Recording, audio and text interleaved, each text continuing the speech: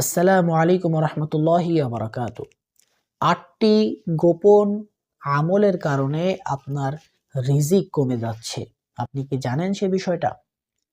আজকের ভিডিওটি দেখলে অবশ্যই আপনি সেই ৮টি আমল সম্পর্কে জানতে পারবেন, যে এই ৮টি আমলের কারণে গোপনভাবে আপনার রিজিক দূর হয়ে যাচ্ছে, আপনার রিজিক কমে যাচ্ছে, আমি আর আপনি বুঝতেও পারতেছি না।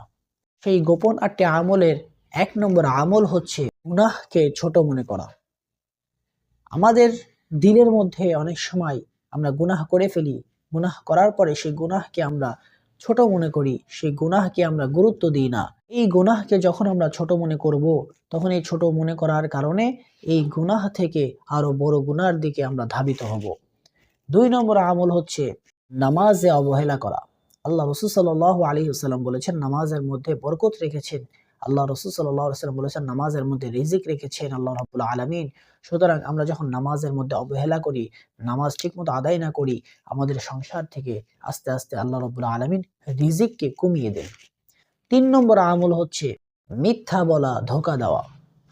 আমরা আমাদের জীবনে চলার পথে মানুষের মাঝে যখন মিথ্যার সয়লাব ঘটিয়ে দিই, মানুষকে ধোঁকা দিই, মানুষের সাথে প্রতারণা করি, তখন আল্লাহ রাব্বুল আলামিন আমাদের জীবন থেকে রিজিক কমিয়ে দেন।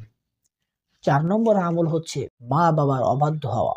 একজন সন্তান হিসেবে সবথেকে বড় নিয়ামত হচ্ছে মা আর বাবা।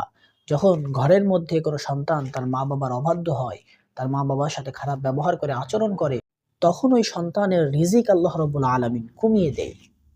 ৫ নম্বর আমল হচ্ছে হারাম রিজিক গ্রহণ করা।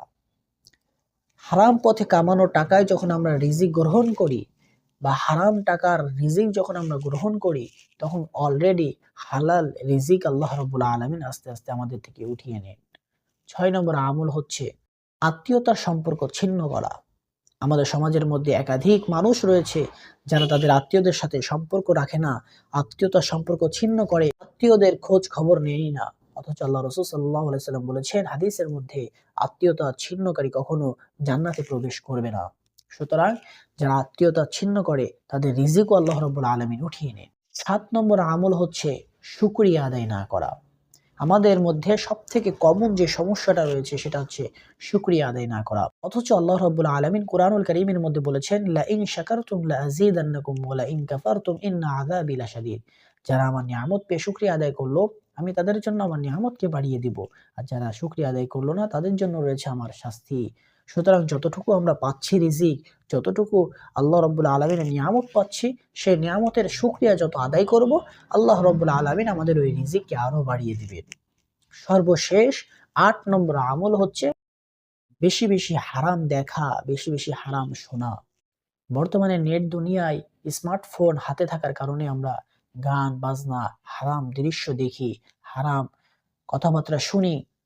এই যে হারাম দেখা এবং হারাম শোনা, চোখের গুনাহ, কানের গুনাহের কারণে কিন্তু আস্তে আস্তে আল্লাহ রাব্বুল আলামিন রিজিককে কমিয়ে দেন। কারণ আল্লাহ রাব্বুল আলামিন তার বান্দা গুনাহ করবে, আর গুনাহ অবস্থায় হালাল পথেও চলবে বা হালাল রিজিকও পাবে, এটা কখনোই সম্ভব নয়।